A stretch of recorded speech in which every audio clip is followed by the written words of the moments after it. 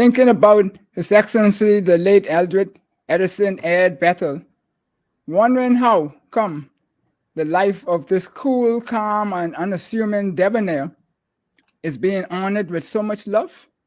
Pause, think about it with intentional thought, and consider where we go from here. Stay tuned and hear what Dr. Danny Johnson got to say about Mr. B, the voice, the diplomat, the nation builder. Something to think about with Dale Happy Knowles. What we think, we become. What we radiate, we attract. What we imagine, we surely can achieve. Let's change the narrative, 242.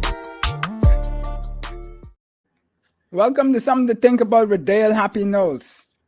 Join our co-sponsors, Dom Dev Enterprises and Page Investments, and our friends at Something to Think About in this discussion with our guest this evening, the Honorable Dr. Danny Johnson, as I call him. You know, I call all these people who've been somewhere honorable for life and this and that. But you know how it goes. Doc, how you doing? Good, man. Happy. How are you doing, man? Well, I'm right here, staying above the water level and below the bullet line. That's a good place to be. Yeah. So, Doc, you're a schoolmate of mine. Yes. The mighty QC. Yeah, you know, don't worry about them other people who's complaining, but we got more intellect than all of them. Anyhow, that's for another discussion. But, Doc, you did something called how do you pronounce it now? Podiatric Medicine. Podiatry. And you are also a Commonwealth Fellowship for foot and ankle orthopedics and podiatric medicine. You have a master's. This is probably gets me. You have a master's in psychology and clinical psychoanalysis. Wow. You know, and then I know you to be a rainmaker for diabetes foot people. That's what I call it, diabetes foot people. And you dabble with a little bit of them people who's raw on TV and in the house and all them kind of places, but we ain't going there today. I think you're the most impactful one who's been there afterwards, and for sure. Your slogan is putting our money where our mouth are, investing massively in the old adage that an ounce of prevention is worth more than a pound of cure. Right. Yes. What wouldn't it's plenty smart now. What would encourage you all to come up with that motto? Well, first, happy. Let me please allow me, sir. Sure. Thank you for the invitation. This is a discussion, man. This ain't a formality. To join you on this day and at this time. I have to congratulate you on this show, because we have a lot of talk out there, not a lot of action, and yours is one that has, I think, changed that perspective for many people. Highly respected. And as we're talking about someone who was the voice of a generation, those people who are ahead of us. They're moving on, and whether we know it or not, other people are now listening to the other voices in their generation. And in our case, we're tweeners. We too young to be old yet, but we're too old to still act young. So it's a funny place to be in, because I think people on both sides of that line are listening in the hope that we have learned from those who came before us, and we got something to offer those who will come after us. And so your Something to Talk About show, with Dale Happy Knowles is in that category of sensibility. And although Bahamians, we talk crap with the best of them, people really want to hear sense. Right. Yeah. Like when they go to make real decisions, Bahamians will laugh with you until time come to run down the road, and you find out, you might be by yourself if you ain't talking sense. And yours is one of great sensibility, and you should be congratulated. So I wish to congratulate you at this time, sir. And thank you. I appreciate that. All that you from you, that means a lot. I also want to tell folks that we were schoolmates. He was a year ahead of me, and in the genre of sports, he was probably one of our best baseball and softball players of his generation. I don't know if you went to the minor leagues or whatever you did next, but he Just could have. college. You played at least college varsity baseball, and had, you know, all the tools, as they say, right? And so you may be one of the few people who understood when we had a big choice to make in public life. And I pushed to put a $20 million investment into a baseball stadium, a national baseball stadium, so we could get some boys through that programming for life. And others pushed to put a $20 million investment into a bigger prison. Right.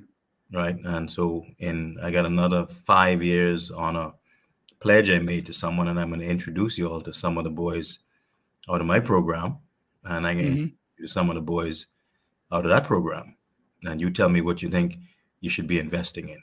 Yes. Yeah. You know, but I mean, not to sidetrack too much, but I'm a product of that investment that you talk about multiple years before, when others would have put it into what would have been the original Andre Rogers Stadium, because we used that as a beacon to gain our excellence in the sport. But when that was taken away, the young guys didn't have anything to strive for, because a lot of them didn't feel that they were going to have the opportunity to go off. And that's why I also give Garen Sands those all of my hats for what they're doing, because he's actually doing something that I wanted to do, but I just never was able to separate myself from BTC to implement it, because that was a different level of national development by itself. Yeah. But you know, you do these things with the foot people and the like, but you know, we have people like, I call him Sir Ed, I call him Mr. B. Sometimes just say Ed, His Excellency. You know, powerful people and what they have done in our lifetime. And one of the reasons why I do the show is because we want to talk about things that people are not talking about, that is important to building our nation. You know, and I can't see how we cannot talk about Mr. B. Unfortunately, that it's in this light. You know, we tried to get him on the show, but he felt that the next generation needs to come. But you know, so we'll honor him in this light by talking about it. And he's right. The next generation is here. So and if we can continue that same conversation, this is not a distraction. The notion I give about baseball, and you could apply it to anything in national life, is how you build a nation. It is that center, the person of Andre Rogers, becomes a beacon of hope. The place, the national stadium, becomes the lighthouse that draws people to the light. The sport of baseball that makes you get up at 6 o'clock in the morning and hit 100 balls and do this and stretch, and you got to do this. You got to keep your life clean. You got to do this. You got to do so much things to get on the field, get on the team, be with them. And then the story that, look here, these little fellas who could play cricket, used to play soccer, used to this, that, the other, they could actually go to the major leagues. And out of this story, we produce a Jazz Chisholm. Right. From a little country that didn't have a real baseball field. We ain't had a 400, real baseball field for people listening. The center field got to be 400 feet. Right. And when you go to Southern Recreation Ground and all these other fields they used to have us playing on, I don't think they're 200 feet. No. So if you on then you say you're playing baseball, you ain't playing baseball. You practicing to get on the big field. Yeah. But this idea of a thing that draws people to it, and then the story that comes out of it that is uniquely Bahamian. No other country has done what we have done in all these spheres of endeavors, creates Bahamian excellence. And I begin with you with this and I end with it about Ed Bethel. It creates Bahamian excellence. And how do you build a nation? It ain't a nation. A nation is like an empty vessel. It's a beautiful piece of vase crafted by some craftsman. And you give it as a gift. Very few people are gifted a nation. We were gifted this beautiful nation, the most spectacular one on earth to me. But it's nothing without the people inside it. Right. So the piece we keep missing is the people is what build the thing, maintain the thing, create the thing, support the thing. And it's the power of the story that creates Bahamian excellence. Now, Yeah. Ed Bethel's story is that story. But he had something that very few people will ever have. He is also a storyteller. Yeah. He wasn't just talking the talk. This way you come to where we go in the Bahamas. He could walk the walk. Mm-hmm. Now you're dealing with a different animal. Right. So last week, we had the esteemed Felix Stubbs on the show, and we were talking about why we need a national development plan. Mm-hmm. And so today, we salute Excellency Syed, as I call him, because to me, his life is a national development plan. When we look at his walk through broadcasting and then into the diplomatic corps and what he's done whilst he came back home also after he retired from that. All of that seems to be focused when I engage in conversations with him in the different forums towards one simple thing, and that's building people. So when I was contemplating doing this show, he was one that I consulted because I didn't know nothing about these things. I'm not one who really loved to be in front of a camera or speak plenty like that and stuff like that. But his thing to me was simple. Just, I don't need all that training. Be yourself. You don't need special training. He told me, he said, learn from others. Watch them carefully. Grab what makes sense to you. Don't be a clone kind of thing. And keep moving. Don't be fake, because people are going to see through all of that and they will not follow you. And so I think that, through that, I got through that, but just follow your intuition and keep going and seeing it grow from strength to strength. Now we're approaching 100 episodes. This is 96. Wow. If you told me I was going to reach the 100 or close to 100, well done. When we started this, I would have thought crazy. But, when I first got on the baseball field at 5, also, I never thought that I would be, I know I want to be a major league player, even at 5, but, those are dreams, but that don't mean that you actually do it, but you just keep working at it. And I saw him do these type of things. So tell us, what maketh the man of such vast spectrum of broadcast, diplomacy, nation building, to be able to give us these type of nuggets so generously all of the time, taking the time, stopping what he's doing to do it, to the least of us, because that just seemed to be him. What do you know about him that you think would have driven him to do that, those type of things? Well, three simple things. One, it is the community from whence he came. So we have this thing in medicine called origenetics. Okay. Origenetics. It is not just the field of genetics. It is that you carry the shared traits of all the people, and all the places that you come from. Okay? So the community that brought him to this place in his life where he was full of what they put into him, okay? And then he was comfortable enough with himself to give it away. So as he had this place where he came from, the family, the community, the places over the hill, he had been through the family islands. He had a unique perspective on the family islands. As before he had started at ZNS, he actually was attached to, I think, Grand Bahama. He's done some time in Abou. He'd done in 3-4 different family islands in the 1950s and 60s now. So he understood the Bahamas and the Bahamian people in a very fundamental way. Came from this place of understanding people. not being above them, but being with them and trusting their instincts.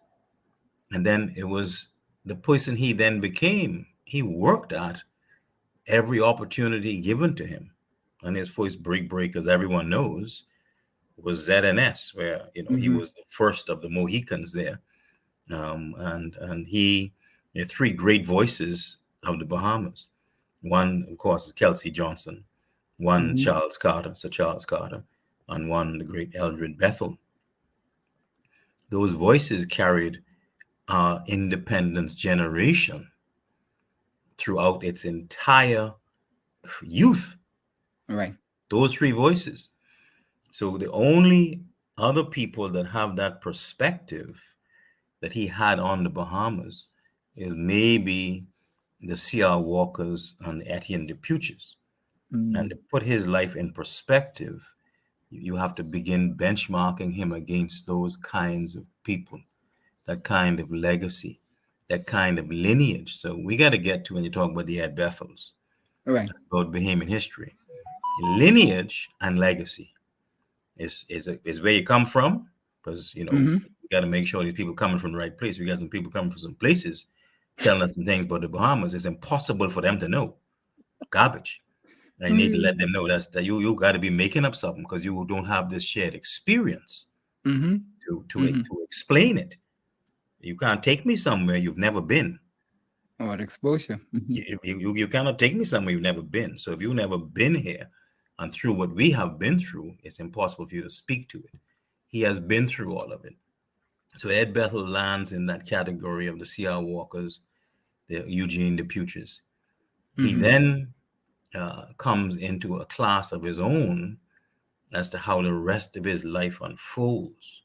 Because C.R. Walker spent all his time, the late great Dr. C.R. Walker, Claudius R. Walker, also writing a weekly newspaper. The name of his newspaper, everyone's forgotten it. People don't even have a copy. It was called The Voice. The Voice, yeah. It was The Voice.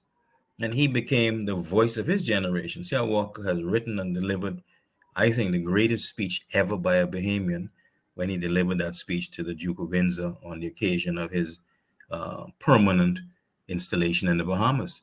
And I haven't even seen the speech up in the school yet. But that is one of the greatest speech I think ever delivered by a Bahamian. So sometimes we forget. So another voice replaces it. Ed Bethel replaced that voice. I want to read to you another one who is coming up in the same genre. And this is the voice of the great, he ain't going to say it was him, but it was in the newspaper, too bad, Erland Williams. Okay. He talks about his tribute to Ed. And it's something that his family can understand. It says, "Silence, silence in this house," Mama said. Her title, the little transistor, the little radio pressed towards her head. Ed Bethel demanded attention. To and about to be born a new nation. Wow, we were teenagers. In love with James Brown, Little Eddie, Diana and the Supremes, Tony McKay, Priscilla, Elton John, Barry White. And all of a sudden, 7 a.m., 12 noon, 1 p.m., 7 p.m. hour, Ed was the intermission. Our first current events lesson as that independence generation came from Ed Bethel. Our first international tongue twister of our generation came from Ed Bethel. How Ed sang Valerie Giscard d'Estaing, Ho Chi Minh City, Washington, D.C., Nyeri, Kwanda, Mali, Biko, Billie Jean, Muhammad Ali, and Sydney with the pot in the hay. Ed's pronunciation was perfect. Mama's little transistor was talking sense. It made our world smaller, but with Ed at the controls, taking us on this journey from colony to country. Ed Bethel took us from colony to country, from British subject to free citizens, from Hail Britannia to March on Bahamaland. We all grew up to comprehend our place on the planet, our dignity, our identity. We were foretelling the unforetold. Looking back at Ed's hurdles, the nastiness of a hate campaign against his staff and crew, the off years when his boldness in an editorial on parliamentary conduct suspended his voice, but strengthened his resolve to bounce back. Now no one remember the hard times. He's gone now, as one writer says. He belongs to the ages. Yet we aged with him, and we're all better as a people, as a nation, as a culture, because Ed from West End once led us from 3rd Terrace Centerville Hill to a rite of passage and said, only the sun covers the Bahamas. Better than ZNS. Ed Bethel poured everything he had into us. This is the person that took us, remember this phrase as we celebrate this 50th year, from a colony to a country. Awesome. So, Doc, that summarized a lot of stuff there. But when we also look at it and we see that you talked about the transistor radio, which most people, young people, might not even know what that is. But when we look at my first significant recollection of Mr. B, right? Yes, being family and all of that, you saw him around and what have you every so often. And, you see people and you see the suave movements and what have you. But when you get to interact with people, you get to go to a different plane. And, he was that voice on the radio, as you said, that to me built the confidence of the people. Yes, the 3 of them for sure. And there was a couple others who were trying to break into that cycle. But they got that confidence. And we only got that through their words. And so I guess the words is a reflection of what is inside of them and so forth. But when we hear all of this strong confidence that draws us to the microphone or to the transistor radio, only Pinland probably did so better than them.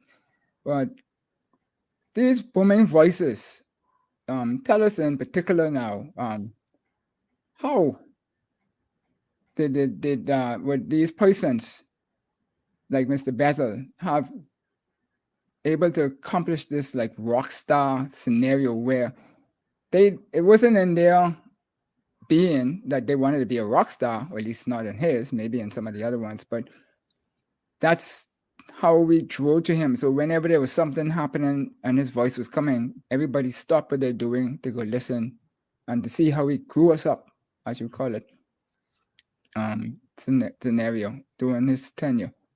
How? I mean, that's a great question, and it is. This is why the history of a nation is so important. And be careful who is telling you history. Nelson Mandela said of Africa, she made one of the greatest mistakes in allowing other people to tell her history. So Ed Bethel and crew, his generation of broadcasters then, were the first to openly and publicly tell our story on our behalf in mass media to the masses. Okay, so he was the voice of the masses. Yes, the political leaders of the day, they would give their great oratory, and they were the voice of the politics of it, the Politburo, the democratic state, the nation state. But Bethel, Johnson, Carter had a different view on it. They really had to be the voice of everybody. Just little people, people who had nothing to say but had emotions, people who wanted to say it but couldn't say it. Now remember, his power and their power came from this, once again, a little known factor, maybe we forgetting it, coming from colony to country. Okay, in the colony, we were told, and the echoes are still here, you could be seen but not heard. Remember that? People used to tell you to be seen, they all turned to be, and they used to treat black people like be children. Yeah, not heard. Speak when you're spoken to. So you could be here, but watch what you got to say, because I'll get Soul Man to come get you, and we'll deal with you. So he had the nerve, the audacity, the gift. I mean, these are gifted people. His greatest gift was courage. Plenty of fellas probably knew more than Ed, maybe more eloquent, better read, better education. You know what they had?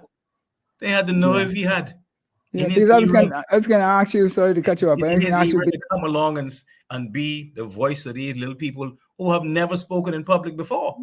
Yeah. So not to cut you off per se, but when he started in 63, and I remember, I shouldn't forget that because that's a prominent year in my life, but and he started in that environment, black clergy could not go on the radio to do devotions, and black churches were not even invited for the Sunday live worship services. And so he's becoming a voice in that arena. Just to put a little context for persons out there who don't know the situation of the Bahamas at the time, and so that's why I asked the question that I was asking: how did they, and you say it's for courage and the like, to be able to be, but something had to be in them to drive them to have that courage. I think it's a calling. Yeah, to go and step out in front of the crowd. There has to be a calling because there's a price to pay. This is the thing of the heroes among us, those who step up on the stage. Everyone laughs at people who choose public life and go and give of themselves to others. You look at the great apostles of the Bible. I mean, they spit at you, they stone you, they do this, that, and the other. And tomorrow they come back with a greater message of bigger peace, of more forgiveness, and greater hope than before. And that puzzles the ordinary person, but it inspires this divineness that is in every human being. So Ed Bethel, at his essential core, something touched him early in life, but he knew he had the gift. He knew there's a price to pay. That's why I put in that thing. They chopped him down once or twice, Yeah. Holding the views he held.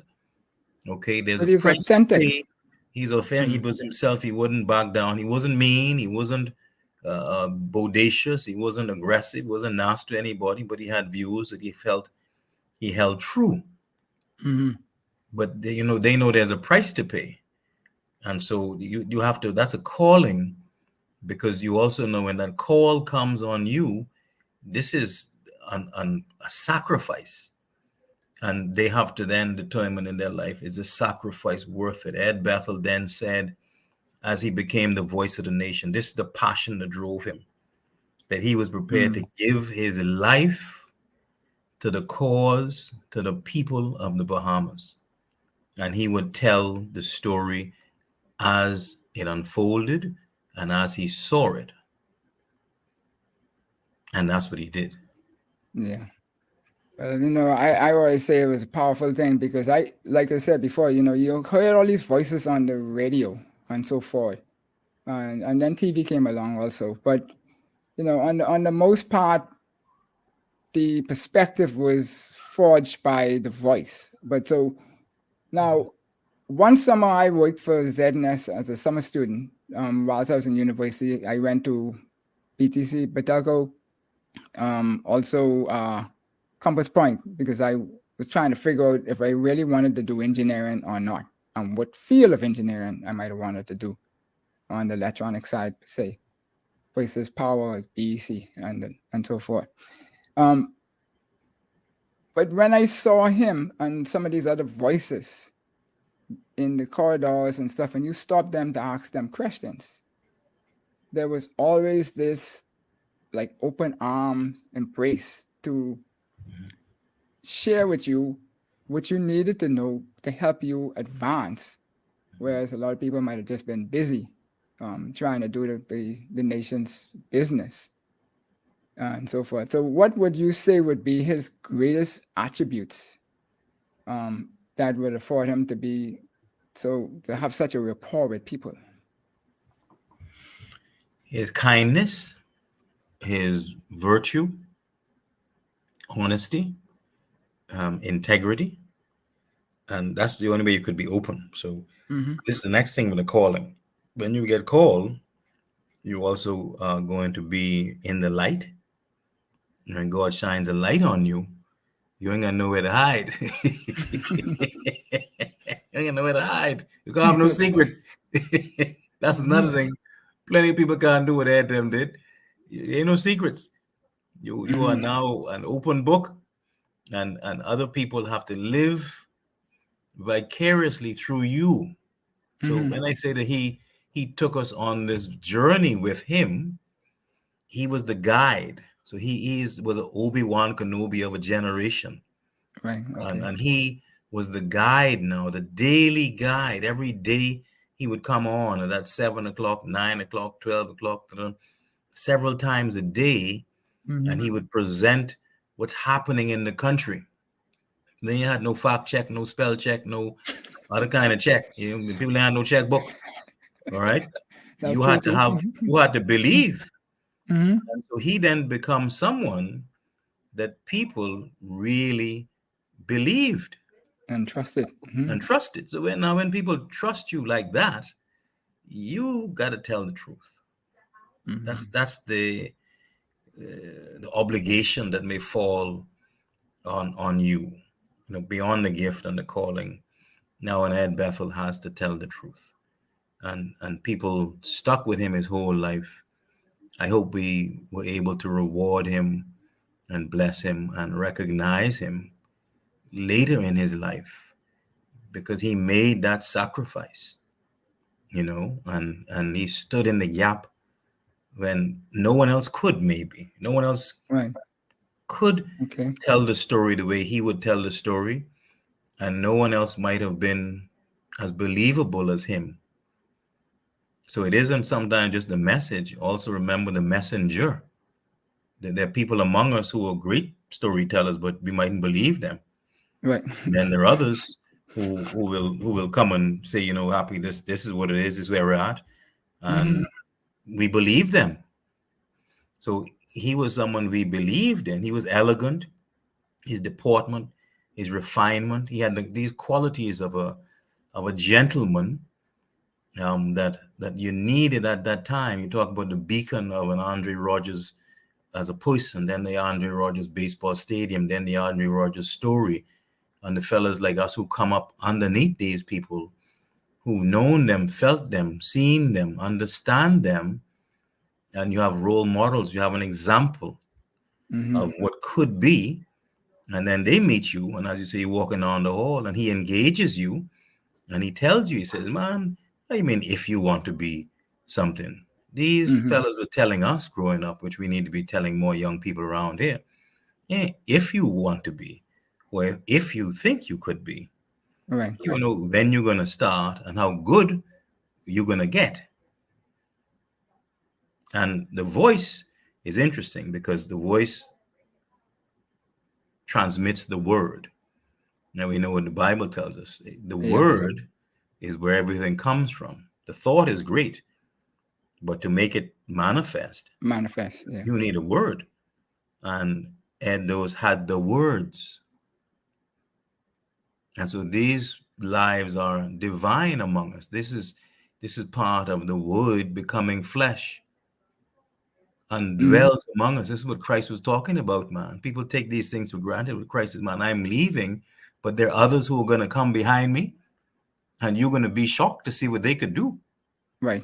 I could only reach 2,000 people on this mountain today with my sermon, but I know fellas could talk to 2 million people online today. There are some people who have, 2 billion people on Facebook, on Meta, on this, on that, on the other. Yeah. They're reaching greater things. Now, the words they use, where they're going with the message, comes again. Watch these messengers. Where they coming from? Yeah, well, we get It came from a place that all of us knew. We understand. We get it. West End boy comes to Nassau, traveled to Family Islands, did the thing, respected, loved, take on this great mate. He had his dawn, the love of his life, poured everything into what he knew and what he loved, and still had time for us. That's the trick then. He still had time for little boys like us. I was very privileged my whole life to have great mentors. I would tell you, politically, he gave some of the best advice you could imagine. He had an encyclopedic knowledge of Bahamian politics, not of the PLP, of the whole process. And this way, if you're celebrating him, you got to acknowledge our past, but celebrate and recognize the progress we've made. Look how far we've come. We get so much naysayers and complainers and this and the other. No one taught them how far we've come or how bad it was, when what they call the good old denial. Yeah, most of them in denial. Well, or they don't feel they were part of the process, and so they won't break down the story. Yeah, but they're revisionists. Yeah, but the word is true. Yeah. So, folks, you're watching Something to Think About with Dale Happy Knowles, and we're here with Dr. Danny Johnson, and we're talking about His Excellency Eldred Edison Ed Bethel, and the man, the voice, the diplomat, and the nation builder. You have questions, comments, be sure to drop them in the chat, and we'll endeavor to address them, answer them. And when we come back, we spoke of how the Ed affected or changed or cultivated us from over the hill, the top of the hill, etc. And when the confidence of us all. When we come back, we're going to talk about his diplomatic lifestyle and show how not just here, but he did that and captured the world from his extra walks. We'll be right back.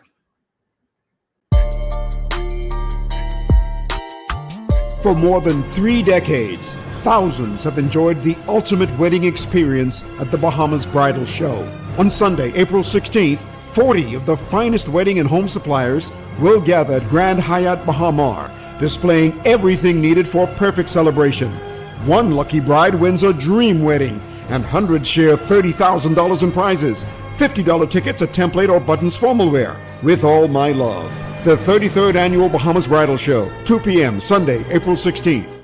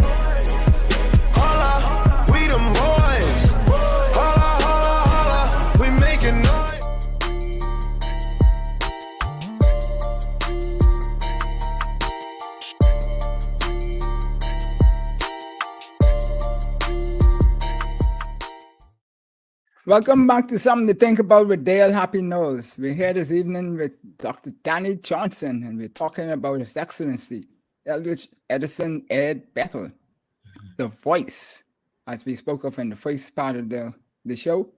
And so, Danny, when we listen to that voice before we move on, when he reported on Obed's fight, and the raising of the flag and all that kind of stuff. Man, that almost was like live, hearing it through the radio. I don't know what your experience was. I know I was on the fort for the independence, but listening back, when you listen back, you still get that still goosebump feeling. Well, You so there? so Okay. that's the magic that he had, right? Mm-hmm. And very few people have that. So the great storytellers, the ancients said that after the war is done, after all the fussing and fighting is over, that you're supposed to call the poet, the artist, the painter, the writer, but the main one to call is the storyteller, because the storyteller is going to frame the context of the battle. Right. Okay. And framing the context of the battle, he can tell you really what you have learned in the fight. Right. So Ed Bethel is one of the few storytellers of his generation that when he tells you a story, one, it commands all of your attention. So he begins and he's going to give you the context, not the content yet. Right. He frame the whole scenario. Then he begins the story and he got you. Why? You think you're there. What has he done? He's made you a part of the story. Yeah. So this is what the body politic has been trying to do for centuries. You want to drag people along with your progress. And I put it to us, if we didn't have people who had Bethel's integrity, quality, and talent, you could not explain to ordinary people where we were going. You hear me? Yeah. Yep. Because people don't trust political leaders like that. Don't let them fool you. They need someone political and military leaders. They need dudes either stupid enough or courageous enough to go out in front and take the blows. Yeah. And they could find a few of us from time to time. But they need Right. someone to tell the story as to why and how and who and what and when and what did we learn. And when you listen back to Ed Bethel telling a story, you're there again. Why? He took you with him. So this is the trick of nation building. This is the trick of progress. This is the trick of the progressive agenda, why people prefer democracy over autocracy. Is it what the same thing what Christ said? I go to prepare a place for you also. Mm-hmm. He took us along with him on the journey and made you a part of the story. In the early days, our politics said to everybody, this is where we're going, and I want you to come along with us. And we went. Yeah. So you ain't got leaders who cannot convince people to follow. Right. Ed Bethel had everyone in the Bahamas, young, old, black, white, UBP, PLP, BDP, BDM, everybody, listening to him every day and following his lead. Right. So when he took all of that you just captured, like, we sometimes get all frantic when certain opportunities or doors close on us. But, there's always greater things, because I believe the good fellow upstairs is always going to open the doors for you. He's only preparing you for the bigger door later to go through, or a bigger challenge. And so he went off, and it was appointed to be the Consul General of the Bahamas Consulate General in New York. And that's millions of people now that he has a voice too. Maybe not broadcasting, but it's still a voice.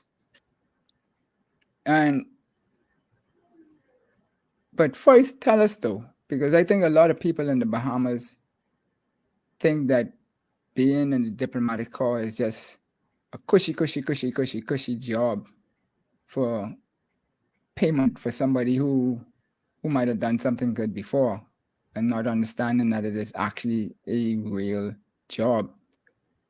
Tell us what is the purpose of the diplomatic corps, and also the positions that he would have attained initially.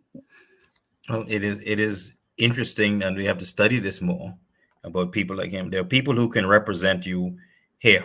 So you have local representatives. Okay. Mm-hmm. So my father was MP for Cat Island. He represented, he understood the people of Cat Island, and he could represent them locally or nationally. And then there are people who are from among us, like St. Anthony Roberts and Ed Bethel. There are many great ambassadors. There are Reginald Wood, Mm-hmm. L.B. Johnson, who have the capacity, the unanimity to represent us to the world abroad. Right. Not here, they ain't local. Mm-hmm. They could represent us abroad. Now, there are two pieces of that puzzle why people got to respect it. One, you could recommend, Jimmy Jones to be the ambassador of the United States. The United States has to vet him and accept his recommendation. And some people don't pass the test. So everyone can't get that job. So it can't be a cushy job that you get because you were a general in Carmichael. It don't work that way. You have to be at a certain level, and the country receiving you has to accept you. Accept you. Okay. Number one. The second part, and this is where people fail to understand how good many of our political leaders are. The leader picks a person to suit the position. So everyone ain't suited to New York or China or Hong Kong or this place or that place. You have to pick the right person. So when you get someone like an Ed Bethel, now imagine how the respect and adoration he receives from all his colleagues, locally and internationally, that this gentleman is asked, invited to serve as a high commissioner to New York, which also encompasses that whole quadrant of the northeastern United States. Then he is then invited or asked to sit at the court of King James in London, England, which also encompasses all of that quadrant of what they now call the EU, but most of Europe. Yeah. Ireland, Belgium, France, Italy, Germany, Sweden, I Malta. am talking someone of vast knowledge, extreme capacity, who comes from a place like West End, embodies a gift, man, a real gift. A gift he cultivates here in the Bahamas, takes it on so beautifully, so well, creates something in it that everyone looks at him and said, look at someone going to speak for us in New York or London. Send it. Right. That's what you're talking about with these kind of people. And not one person said it. Everybody said it. If you're going to let someone represent me on the world stage, not one off, not one speech, but I'm talking for almost more than a decade between the two places. Right. Send Ed Bethel. And I go back to the scriptures, and the fellow said, well, who do we have to go? He said, here I am, Lord. Send me. And he did. I was very proud. I had the privilege I spent a time with him in New York. We went out to a fabulous place, and I took the Rake and Scrape band from Carmichael there. He was overjoyed. And then I had the privilege of seeing him several times in London, where I go every year to do a lecture with Oxford University. And he got to tell me, he said, no, y'all little fellas, y'all didn't do bad, y'all did okay, man. And I sat upstairs with him when we chatted, watched TV, and talked about the Bahamas and his expectations of what we could do in the future. That's full circle, eh? So the people who go out in the world to represent us, they embody who we are. We get this thing that we are trying to find. Who are we? You look at Bahamian excellence. You look at the Ed Bethels of this world. That's who we are. Stop searching. It's right there.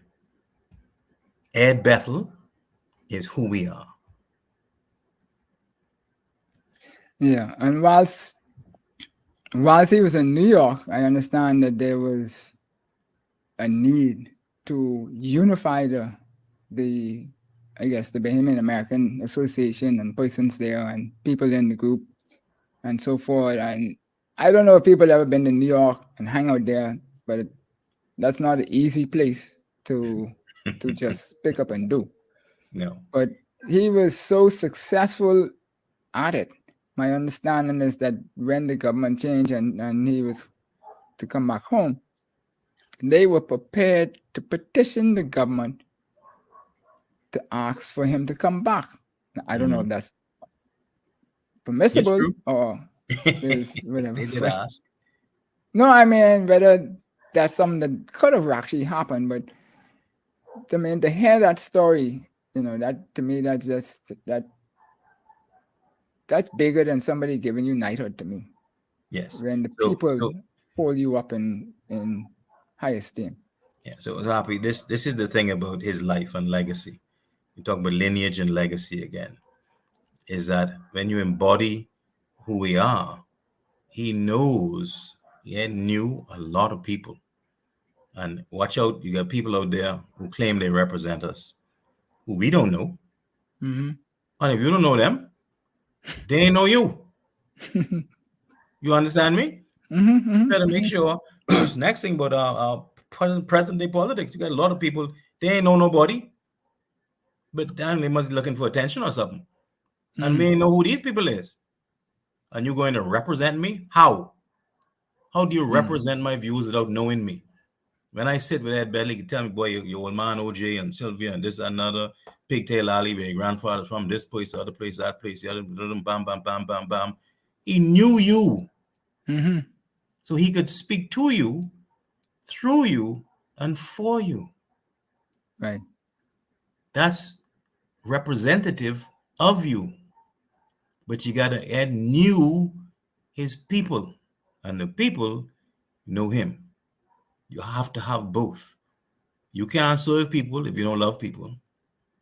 You can't present me or represent me if you don't know me. He had it. That's the magic, man. That's Bahamian excellence. That is how you go from colony to country. Now he would be asking of us, what you want to do next? Yep, for sure. What's next? But before we get to that, though, just looking at this listing here, right, when we talk about the Bahamas High Commissioner, the Court of St. James, Board of Governors, he was on the Board of Governors for the Commonwealth Secretariat and a permanent representative for the International Maritime Association, concurrently serve as non-resident ambassador for the EU and those places that we already mentioned. Mm-hmm. And that's a full plate of excellence. Mm-hmm. So tell me, just the human me, is that where they get the word His Excellencies from? I would think so. You have mm-hmm. the purpose behind nation building is to set this example of that we are more powerful together than we are apart. And then there are things that we can do if we lift each other up than mm-hmm. if we stand in the corner and complain. And it looks like Bahamian excellence when you see it. And sometimes you cannot describe it or you can't just write it down. But when you encounter it, you will know you have felt it, you have seen it, and it should change you. The life and legacy of an Ed Bethel has the impact of everyone he met. If you spend time with people like this, they will change you for the better. Mm-hmm. That's excellence. That's his excellency. That's what he embodies. So you bestowed his title on him, worthy of the honor and expectation that he carries on your behalf. And we lend it to him. And you know what he does? He lends that credibility then to us, because everyone in London or New York that meets His Excellency Eldred Bethel, mm-hmm. when he meets you, their expectation is that you are going to be like him. Right. That is true. And so when you're going out with Ed, you've been out with Ed, I've been out with Ed. Man, I go make sure I got my suit tight, my shoes right, shave, put on the right watch. I mean, you gotta have everything together if you're going somewhere with someone like him, because the expectation, you're going with him and you're gonna have to be at his standard. That's excellence. That's why I got my good jacket and my nice shirt. I don't have no tie on, but I got my pin, my 50th, because you gotta represent them. Nice. And that's one thing. One thing I know. The first thing whenever we met, the first thing he does, I don't know if it's subconsciously, but he looks down at my feet. I don't know if that's old people saying that if your shoes ain't clean, you ain't saying nothing, but somehow that's what he used to do, right? But what I found fascinating though, after 54 years of service that you spoke of today, right, and retired to, I guess, to be papa for his grandchildren and so forth, Mr. B still had the passion and the drive to work closely with the diplomatic corps, at least this is what I'm being told, and become a mentor to many of them, become an innovator of what the system of training and whatever else needs to be done, and so forth. And he's also worked with the lunch bunch. I mean, that's very casual, but that's a sort of development men through conversation and fellowship, etc. And you also have the non-political political arm of Team Brave, where he would have, I'm sure, had a big impact on many of people who were seeking and also who needed to understand why you need to do what you need to do to be able to go. So when we look at all of that though, do these people engine ever turn off? And if the engine don't turn off, what is it in people who are out there searching to figure out what their purpose is? What would you say to them to help them get them in the direction where they would be better served to serve in this part of the vineyard? Particularly considering what the good Ed would have done for everybody. I think that's a beautiful tribute to him, and it is to take these moments and how do you say thanks? I got to sing in our family, and I always pause and how can I say thanks to my ancestors? How could I say thanks to my parents, to my uncle who mentored me, to my wife, to my children? I mean, how could you say thanks to these people? And it is taking up your mantle. It is finding what you've come here to do and do it with a grateful heart. Bill Clinton got a great book, if people want to read it, called Giving. And the simple premise is everyone has a gift. And you're supposed to cultivate your gift and give it. It will make way for you in life. Miles Monroe has the same thing with passing it on. Right. Is that God gave you something. It ain't for you. Right. God could give anyone to anybody. He gave you this thing for you to give to someone who you can find needed one day. And your job is to cultivate it. Like I have a little gift, and my joy is in giving it. I don't know how much money I make. I don't work for money. I don't need it. It don't bother me at all. Sometimes I'm rich. I've been rich and I've been poor. Make me feel the same, actually. Don't care. But I'm a healer helper. I love it. That's what he gave me. That's what makes way for me in the world. And maybe that's how people get to trust you in giving your gift. So your purpose is finding your gift. It's housed in a vision. It's housed in something that bothers you. It's housed in something you're uncomfortable about. It's housed in something that's nagging you night and day. You know it's in you.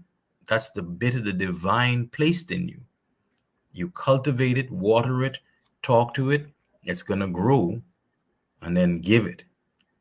So Ed's gift made way for him in life. He's a storyteller. He is a Pied Piper. He told a story. We went along the journey. What a great journey. So he couldn't stop. He keeps working. He keeps giving until the thing falls out of his hand, his lifeless hand. right? That mic must drop out of his lifeless hand before he gives his last oration. And then he is done and he is happy and he moves on to his next assignment. So for young people around here, look at what you love. There's something in you that you know is nagging you, is nagging at you. You know it's your gift. Why? Because you like doing this thing. But to cultivate it, figure out how you can duplicate it and give it away. See if you could do that. And you find some joy. Duplicate it, give it to someone. And the more you give, the more you receive. Yep. Well, the Bible teaches all that. the time. People say, man, you're too free with this, you're too free. I said, don't worry about that. I get this way the more I can get 10 more. Right? I have a bicycle downstairs in the garden. He get drop in when he had no way to get home. I said, well, take the bike. People say, no, you can't give me a bike. You just get it, man. Let him have the bike. Give him the bike. Shucks. My children gave me a bike for Christmas, and my wife gave me a bike for Christmas. I got 2 bikes and only 1 body. It doesn't. Don't hold these things that this is mine. So Ed wasn't selfish. Right. You can't be selfish and grow.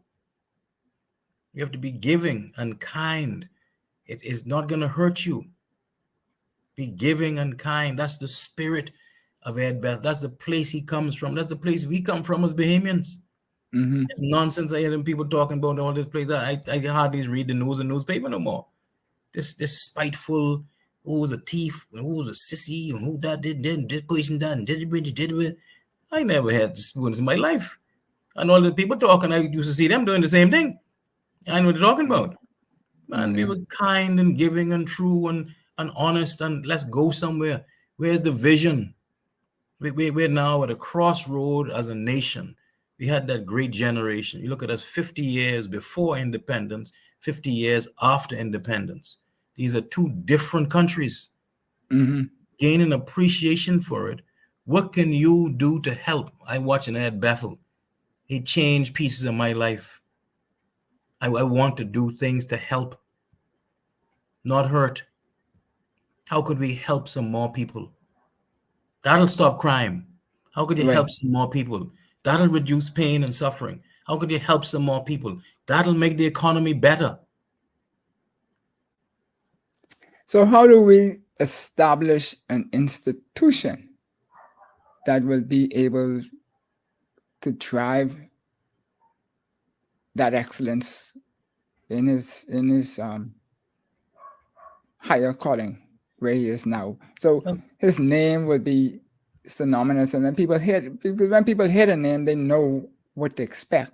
And so when we put his name to that institution, I know certain people have these mentorship programs and stuff, but there has to be something that we could do as a group, as a corporate Bahamas that will allow us to leverage all of the great gifts that 54 years is not a short time. A lot of sacrifices. I didn't even mention that the dedication and the commitment in the earlier days in ZNS to excellence, so much so the 2 of his children were born where he was not there.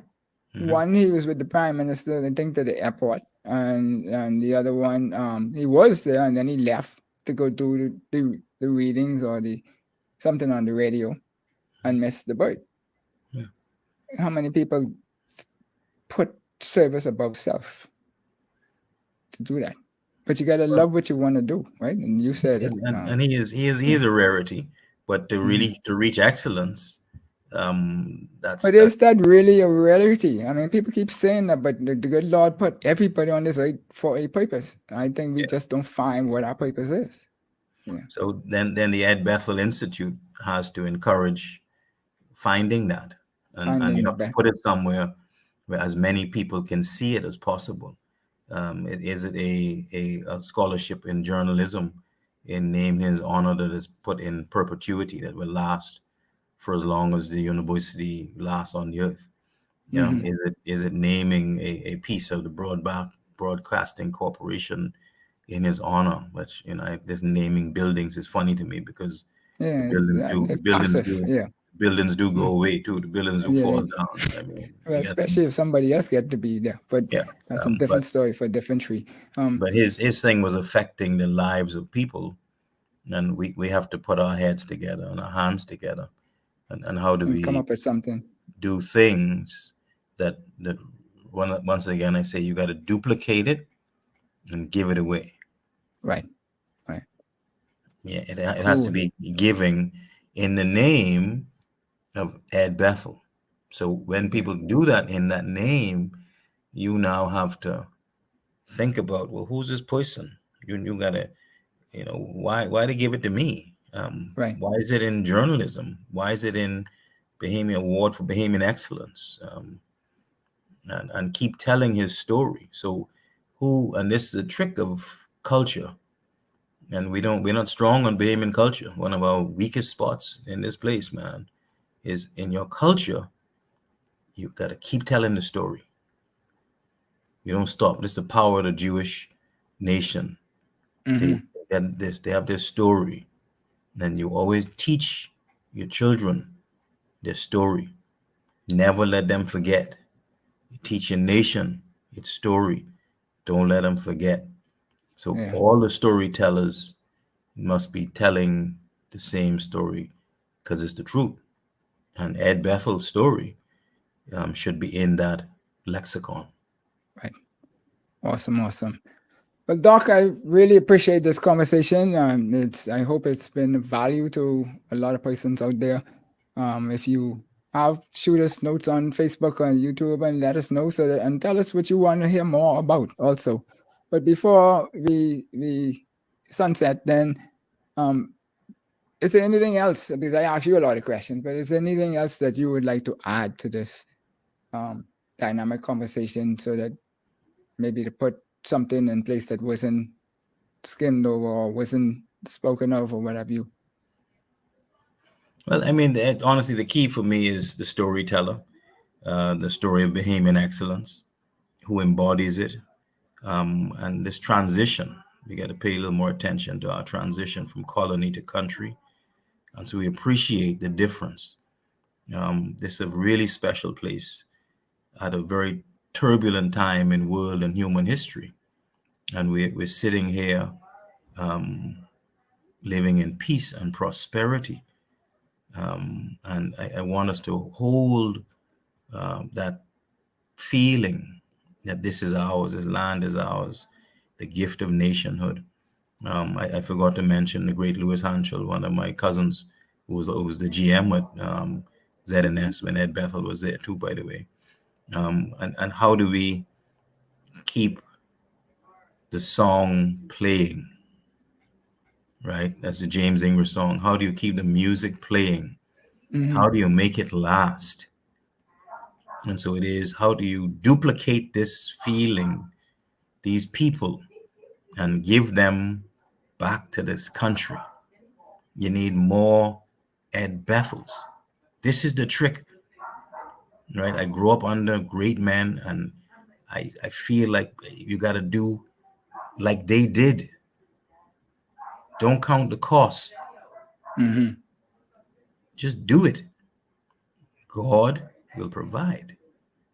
And I think God got this country, and Edos knew it.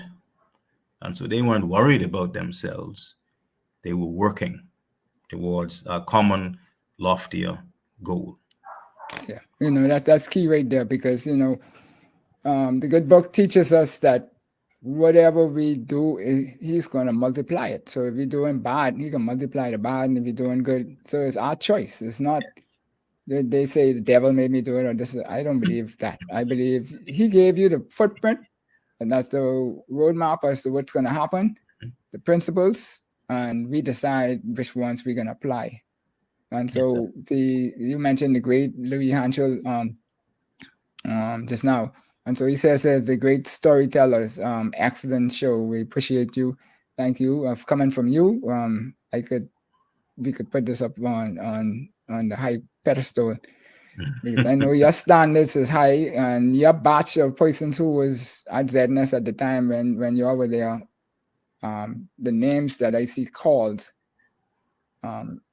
went on to do great things in a lot of different spaces. And we just need to get to the point where we are encouraging people to do those things the same, to be themselves. You know, because I won't forget what he said to me about doing the show when he said, just be yourself. That's key. A lot of people want to be somebody else, or somebody is trying to tell them to be somebody else. And that's not going to work. You're not going to be happy. And you know, there ain't nobody more happy than me. So, cool. So, Doc, that's been real. We really appreciate it. You got to find something else to bring you back on. So, not as long as it took to get you on for this one, but, you know, whilst we moving down to on this 50th anniversary, just to touch on that a little bit, what my goal is for every month to have at least one, if not two shows where we focusing on people who built this nation or what is needed to take it for another 50 years to the same level of or more of advancement as to what it was in the last 50 and the 50 before that kind of thing. Right. So thank you kindly. Madam Producer, everybody out there, welcome you. Enjoy. Keep up the good work, man. Enjoyed the show? Then subscribe to us for more educational and inspirational content. Ring the bell so you never miss a show. Let's change the narrative 242.